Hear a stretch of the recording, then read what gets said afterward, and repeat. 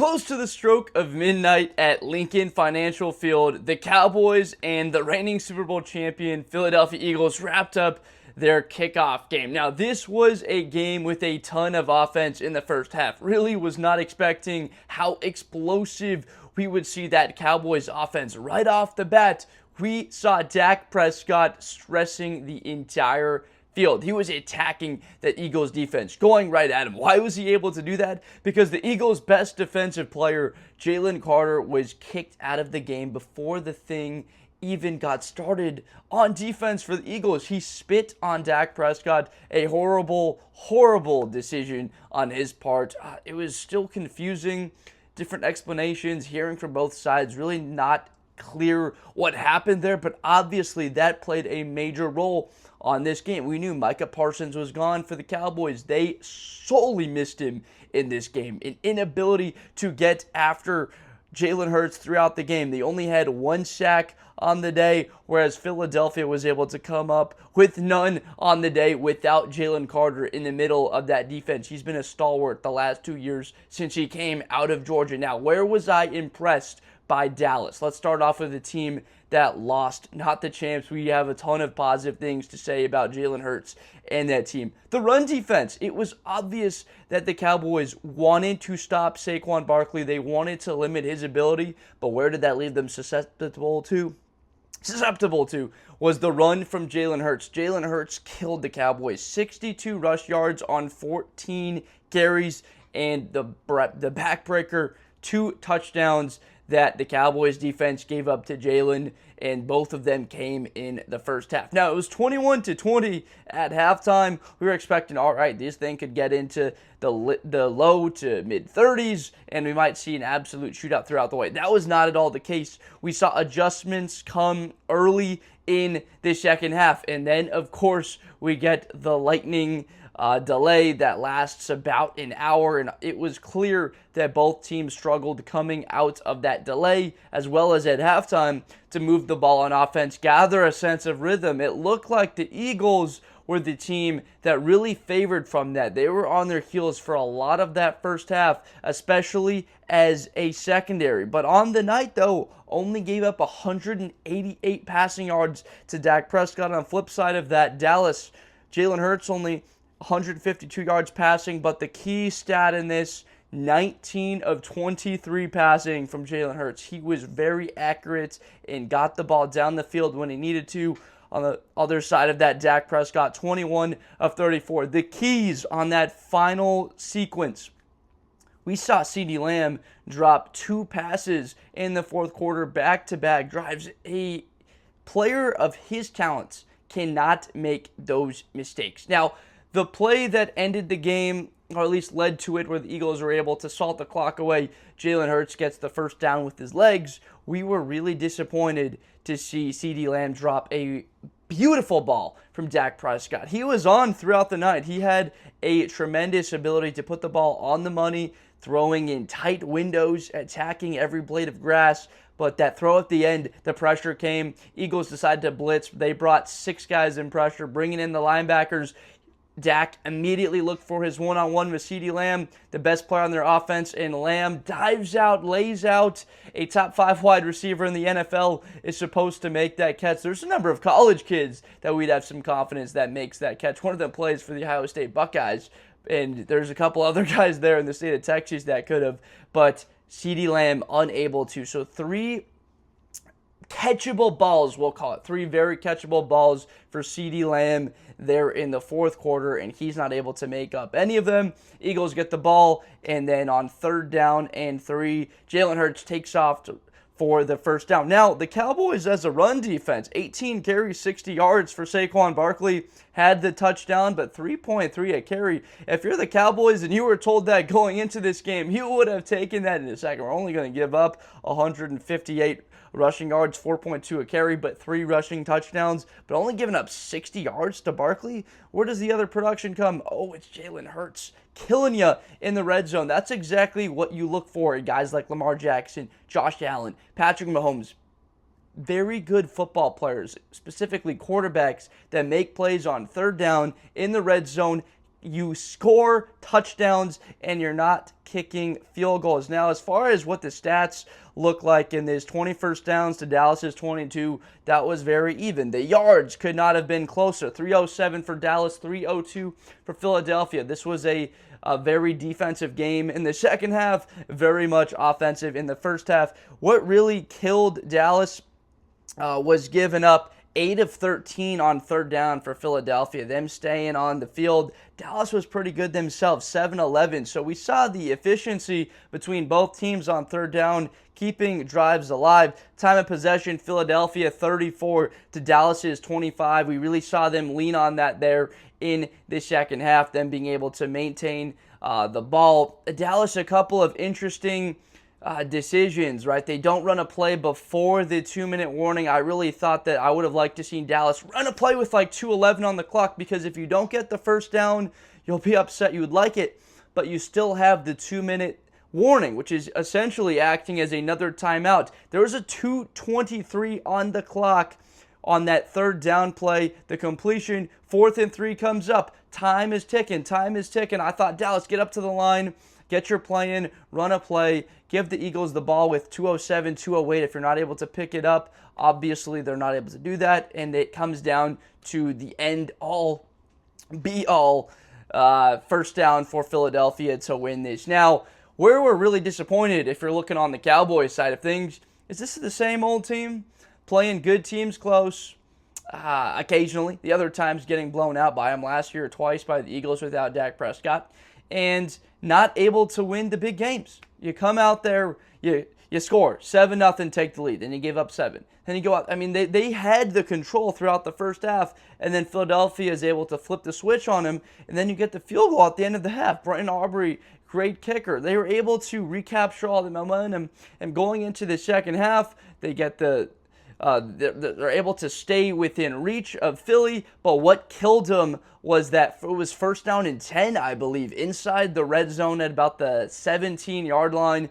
We see the fumble, which really changed the entire game. Dallas was looking to go in to score a touchdown, take the lead on Philadelphia, 27-24. The offense had been humming at that point, and I believe that was the last time that they crossed midfield in this game. They had 3 possessions in the fourth quarter with the football down 4, and they were not able to cross midfield. They couldn't cross midfield all of those possessions that they had the ball. That's exactly what you look at as far as what costed them this game against the Eagles. As far as the Eagles' perspective, it's like, we just won a game without Jalen Carter in the middle of our defense. We went out there, didn't play very well on defense in the first half, but we showed that we can make adjustments.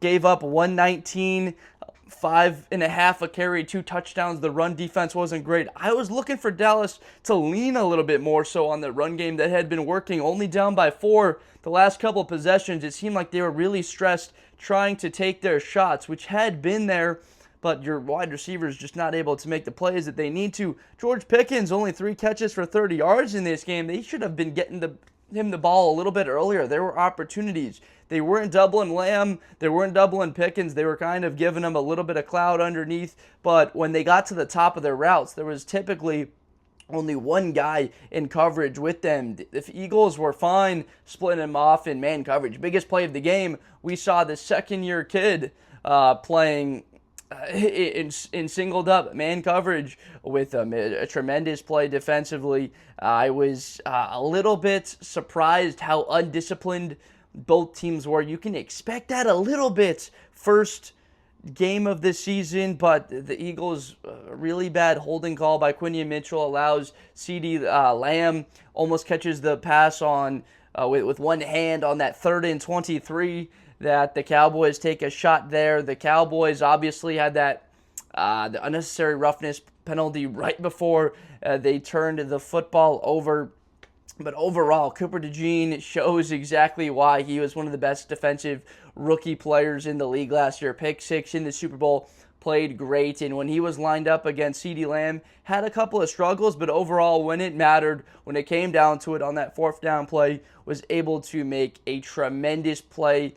on the football in terms of holding up Lamb just enough so that he wasn't able to catch that football in stride. Decently thrown ball by Prescott. Got to give Prescott credit, getting the ball out relatively on the money, but Lamb not able to get enough separation to be able to make the play on the football there. Now, for Philadelphia, we'll see what ends up happening with Jalen Carter. It is unknown what the severity of his actions will be. That was horrible. We've seen that in college football last year. We saw Trayshawn Holden spit on, I believe it was Davison Igbinosun for the Ohio State Buckeyes in that Oregon-Ohio State regular season game. Massive sequence. It ended up costing Oregon 3 points. Might have cost the Eagles defense as a whole, giving up 20 points in this game. They might have only held them to 13 or 14 as well as they played in the second half.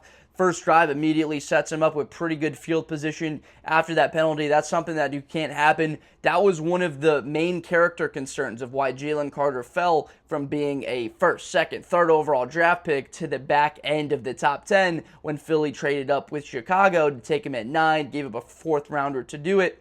But that's exactly what they were concerned about, what everyone was. Because this kid, when he's on the football field and healthy, is a top 5 defender in the NFC. He is just, he's ferocious. He's got great footwork. He's fast, physical, strong. He's able to move offensive linemen, take on double team blocks, open up his partner in Jordan Davis, Nolan Smith on the edge. These guys are able to get one-on blocks because of all the dirty work he does. You cannot hurt your team in that sense. But on the flip side, the Eagles get the win even without Jalen Carter on the field for every single defensive snap, with Jalen Hurts and Saquon Barkley having that weird dynamic of Hurts has more rushing yards than Barkley. Barkley only rushes for 60. You don't have Carter. A.J. Brown, we haven't even mentioned because he wasn't really a show up in this game. 1 catch for 8 yards. A.J. Brown, 1 catch for 8 yards. Barkley, 60 yards. You don't have Jalen Carter, and you still end up beating your divisional rival. I mean,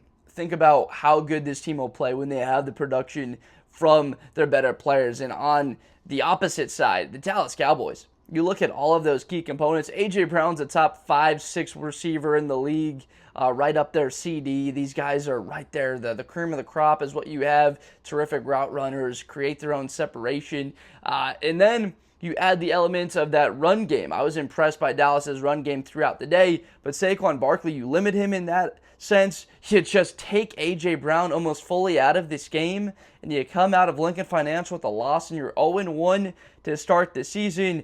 That is very disappointing. Now, they have a great chance to bounce back. They have the New York Giants at home, their home opener next week, and the Chicago Bears on the road at Soldier Field after that. But you're staring down the Green Bay Packers in week 4. So you got to get this right. A good opportunity to be 1-1, maybe 2-1 before they play the Packers on that Sunday night football game against Micah Parsons. So you better get the offensive line right in a hurry very fast. And then for Philadelphia, we talked about it. This is one of the most absurd 4-game stretches of the entire season. They are at the Kansas City Chiefs, a Super Bowl rematch, then the Rams, who I believe can get to the NFC Championship game.